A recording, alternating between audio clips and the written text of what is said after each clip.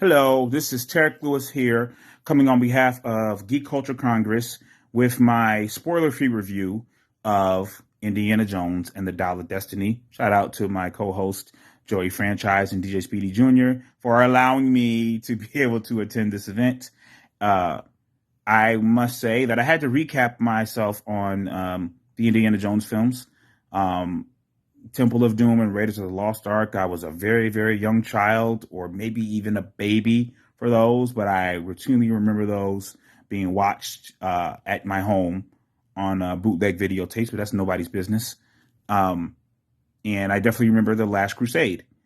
So I had to beef up on the Kingdom of the Crystal Skull. I believe it was a Crystal Skull. I just watched that one prior to this one, and to get a vibe for that, and that was almost 15 years ago.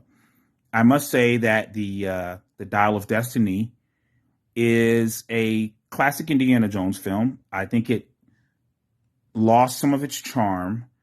Um, Watching the other films, they were so hilarious, and there's definitely comedy in this, but it felt like the final Indiana Jones film, and I'm not sure if it's going to be or not. Apparently, they haven't confirmed that, but I must say, for a dude who's 80 years old, Harrison Ford looked great, in great shape. The action with Harrison Ford didn't look stupid or faked or false. Um, the humor was still there; it just wasn't as much as before. Um, the cast was great, um, but it was just some plot things, which there's always plot things in Indiana Jones films. And again, some of the humor was lost. But if you're a fan of these films, there's a lot of callbacks and throwbacks to um, popular things from the previous films. So that part was good. And ending to me was a little convoluted, but the very, very final ending was very, very satisfying to me. And it's overall a fun film. It's like it's like a Fast and Furious for highly educated historians. So I overall enjoyed the movie. I would recommend seeing it. It might, I don't know if it's in 3D. I don't think it is, but this is definitely an IMAX experience film. If you're a history buff, it's definitely a good film.